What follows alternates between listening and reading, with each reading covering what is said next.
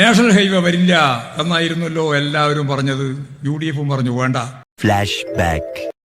NH-17 45 metre വീതിയിൽ road നിർമ്മിക്കാനുള്ള സർക്കാർ തീരുമാനത്തിൽ പ്രതിഷേധിച്ച് ഇടപ്പള്ളി മൂത്തകുന്നം പാതയിൽ ഹർത്താൽ ആചരിക്കുകയാണ്.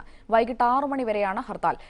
ഇടപ്പള്ളി മുതൽ മൂത്തകുന്നം വരെയുള്ള 30 കിലോമീറ്റർ പരിധിയിൽ LDF-ന്റെ പിന്തുണയോടെയാണ് സംയുക്ത സമരസമിതിയുടെ ഹർത്താൽ. പിണറായി അവിടെ പ്രസംഗിക്കുമ്പോൾ പറഞ്ഞത് ഈ വരുന്ന ഫെബ്രുവരി മാസം ഈ നാഷണൽ ഹൈവേയുടെ ഭാഗമായിട്ടുള്ള മിക്കവാറും ഭൂരിപക്ഷം കിലോമീറ്ററുകളും ഉദ്ഘാടനം ചെയ്യാൻ പോവുകയാണ് എന്നാണ്.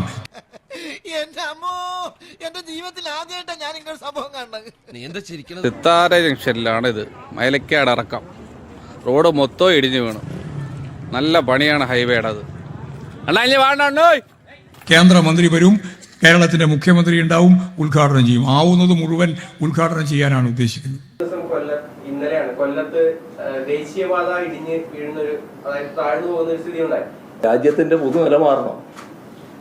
ഇപ്പം നാഷണൽ ഹൈവേ അതോറിറ്റി എന്ന് പറയുന്നത് അതിന്റെ നിർമ്മാണ കാര്യങ്ങളൊക്കെ നിർവഹിക്കുന്നത് നാഷണൽ ഹൈവേ അതോറിറ്റി തന്നെയാണ്. സോറി, എനിക്ക് ഫ്ലാറ്റ് മാറിപ്പോയതാ. നമുക്കൊന്നും ചെയ്യാൻ കഴിയില്ല അതിനകത്ത്. നമുക്കെന്താ ചെയ്യാൻ കഴിയാൻ? നിർമ്മിക്കുമ്പോൾ ആ റോഡ് നിർമ്മിക്കുന്നതിന്റെ ഡിസൈൻ തൊട്ട് തുടങ്ങുന്ന കാര്യങ്ങൾ, അതിന്റെ കാര്യങ്ങളെല്ലാം നിർവഹിക്കേണ്ടത് നാഷണൽ ഹൈവേ അതോറിറ്റിയാണ്. അവരത് കൃത്യമായി നിർവഹിക്കേണ്ടവരാണ്. അതിനകത്ത് നമ്മുടെ നാട്ടിലെ പൊതുമരാമത്ത് വകുപ്പിന് പ്രത്യേകിച്ച് ഒന്നും ചെയ്യാൻ കഴിയില്ല. ആ റോഡ് ഉദ്ഘാടനം ചെയ്യും.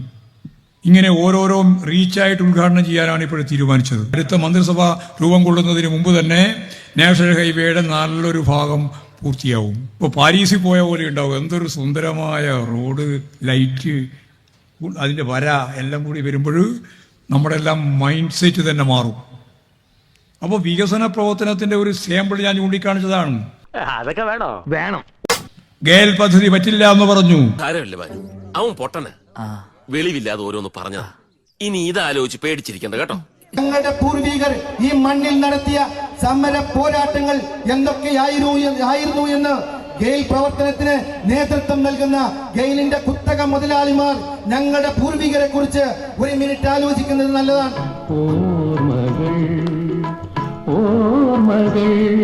ഞങ്ങൾക്ക് ജീവനുണ്ടെങ്കിൽ ഇത്തരം കുത്തക മുതലാളിമാരുടെ ഈ ഗെയിൽ വാതക പൈപ്പ് ലൈനിന് ജീവൻ കൊടുത്തും ഞങ്ങൾ എതിർക്കുമെന്ന്. അതിപ്പോഴും പൂർത്തി, ഇതിനു മുമ്പേ പൂർത്തിയായി. ആവുന്ന കാര്യേ പറയുള്ളൂ, പറയുന്ന കാര്യം ചെയ്തിരിക്കും.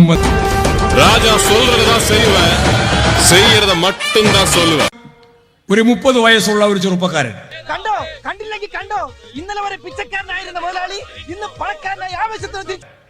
30 വയസ്സുള്ള ഒരു ചെറുപ്പക്കാരൻ എന്ന് പറഞ്ഞാൽ 20ാമത്തെ വയസ്സിലാണ് ഈ ഗവൺമെന്റ് വരുന്നത്. ഇപ്പോഴും 10 കൊല്ലായി. ആ 20 കൊല്ലം മുമ്പുള്ള കേരളമാണോ ആയിട്ടുള്ളത് എന്ന് ആ ചെറുപ്പക്കാരനോട് ചോദിച്ചാൽ 10 കൊല്ലം കൊണ്ട് ആ ചെറുപ്പക്കാരന്റെ വളർച്ചയിൽ എങ്ങനെയാണ് കേരളം വളർന്നത്, എങ്ങനെയാണ് കേരളത്തിന്റെ ഭൗതിക സാഹചര്യങ്ങൾ ശക്തമത്തായി മുന്നോട്ടേക്ക് വന്നത് എന്നുൾപ്പെടെയുള്ള കാര്യങ്ങൾ അവർക്ക് മനസ്സിലാക്കാനാവും.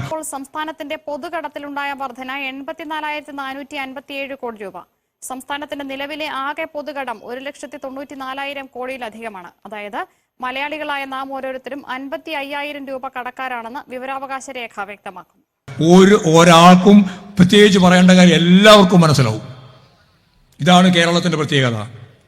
20 ലക്ഷത്തിന് ഇപ്പോഴത്തന്നെ തൊഴിൽ കൊടുക്കാമെന്ന് പ്രകടന പത്രികയിൽ ഇടതുപക്ഷ മുന്നണി ഗവൺമെന്റ്, 2ാം പിണറായി ഗവൺമെന്റ് പ്രഖ്യാപിച്ചു. അതൊക്കെ ഇനി എങ്ങനെ നടക്കും?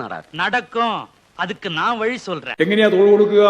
2 രീതിയിലാണ്. ഒന്നുകിൽ വ്യവസായ സംരംഭം. ആന്തൂരിൽ പ്രവാസി വ്യവസായി സാജൻ പാറയ്ക്കൽ ആത്മഹത്യ ചെയ്തത് നഗരസഭയുടെ നടപടികളിൽ മനംനൊന്താണെന്ന് സാജന്റെ ഭാര്യ ബീന. ജീവിതത്തിലെ മുഴുവൻ സമ്പാദ്യവും ഉപയോഗിച്ചാണ് നൈജീരിയയിൽ നിന്ന് മടങ്ങിയെത്തിയ സാജൻ ഓഡിറ്റോറിയം നിർമ്മിച്ചത്. ഓഡിറ്റോറിയത്തിന് അനുമതി ലഭിക്കില്ലെന്ന് വ്യക്തമായതോടെയാണ് ഭർത്താവ് ജീവൻ ഒടുക്കിയതെന്നും ബീന ന്യൂസ് 18നോട് പറഞ്ഞു. നമ്മളുടെ വ്യവസായ സൗഹൃദത്തെ പറ്റി ആലോചിച്ചപ്പോൾ പറഞ്ഞു, നമ്മൾ 25ാം സ്ഥാനത്താണ് കേരളം. 25ാം സ്ഥാനം ഇന്ത്യയിലെ. അത് പിന്നീട് ഇടപെട്ട് വന്നപ്പോൾ 15ാം സ്ഥാനമായി. മന്ത്രി, വ്യവസായ മന്ത്രി അടക്കമുള്ള ആളുകളൊക്കെ കേൾക്കാൻ കൂടി വേണ്ടി ഉള്ള ഒരു ശബ്ദം കൊച്ചിയിൽ നിന്ന് വരുന്നത്, കേരളത്തിലെ വ്യവസായ അന്തരീക്ഷം മോശം എന്ന് പറഞ്ഞ് കിറ്റക്സ് തെലങ്കാനയിൽ പ്രഖ്യാപിച്ച ഫാക്ടറി പ്രവർത്തനം തുടങ്ങി എന്നുള്ളതാണ്. പ്ലാന്റിലേക്ക് 25,000 ജീവനക്കാരെ നിയമിക്കാൻ നടപടി തുടങ്ങി. ആയിരക്കണക്കിന് മലയാളികളാണ് ജോലിക്കായി അപേക്ഷിക്കുന്നതെന്നും അവർ കേരളത്തിൽ നിന്ന് രക്ഷപ്പെടാൻ ആഗ്രഹിക്കുന്നവരാണ് എന്നും പുറപ്പെടുകയും ചെയ്തു. അമ്മ തൊട്ട് എത്തിയില്ല എന്ന് പറഞ്ഞു പോലെ. PSC ഇന്ത്യയിൽ 40% നിയമനം നടന്നതിൽ കേരളമാണ് ഒന്നാം സ്ഥാനം. 40% നമ്മൾ നടത്തിയതാണ്. കാസർഗോഡ് PSC ഓഫീസിൽ KSUവിന്റെ പ്രതിഷേധം. 1ാം റാങ്കുകാർക്ക് പോലും നിയമനം ലഭിക്കുന്നില്ല എന്നാരോപിച്ചാണ് പ്രതിഷേധമുണ്ടായത്. ഓഫീസ് കുടുംബശ്രീക്കാർ 2 വലിയ കെട്ട് അപ്പമായിട്ട് പോയി. എവിടുന്നാ നിങ്ങൾ കയറുക? ഷൊർണൂര്. നീ ഇനി തൽക്കാലം വേറെ ആരോടും പറയാൻ നിൽക്കണ്ട. 25 മിനിറ്റ് കൊണ്ട് കൊച്ചിയിലെത്തി. അരമണിക്കൂർ കൂട്ടിക്കോ. അരമണിക്കൂർ കൊണ്ട് കൊച്ചിയിലെത്തി. കൊച്ചിയിൽ നിങ്ങൾ അപ്പം വിറ്റു. അവിടെ 10-15 അല്ലെങ്കിൽ അരമണിക്കൂർ അപ്പം വിൽക്കാം. നല്ല ചൂടപ്പല്ലേ, നല്ലോണം വിറ്റ് പോവും. ഏറ്റവും കൈയും കുടിച്ച് അവിടെ നിന്ന് കയറുക. അപ്പൊ ഉച്ചക്ക് ഭക്ഷണം കഴിക്കാനാവുമ്പോഴേക്ക് കൂറ്റനാടത്താം. അത് എഞ്ചിനീയർമാർക്ക് പറ്റും, വക്കീലന്മാർക്ക് പറ്റും, അധ്യാപകർക്ക് പറ്റും, ജീവനക്കാർക്ക് പറ്റും, എല്ലാവർക്കും പറ്റും. വർഗീയതയെ ചെറുക്കാനായില്ല എങ്കിൽ ആശയം മനുഷ്യന്റെ മസ്തിഷ്കത്തിലേക്ക് പ്രവേശിച്ചാൽ ആ പ്രവേശിച്ച ആശയത്തിന് കൂട്ടായ്മ ലഭിച്ചാൽ ആ ലഭിച്ച ആശയം കേവലമായ ആശയമല്ല. ആരാണെന്ന് തനിക്കറിയാമേലെങ്കിൽ താൻ എന്നോട് ചോദിക്കുക താൻ ആരാണെന്ന്. തനിക്ക് ഞാൻ പറഞ്ഞു തരാം താൻ ആരാണ്. എന്നിട്ട് ഞാൻ ആരാണെന്ന് എനിക്കറിയാമോ താൻ എന്നോട് ചോദിക്കുക.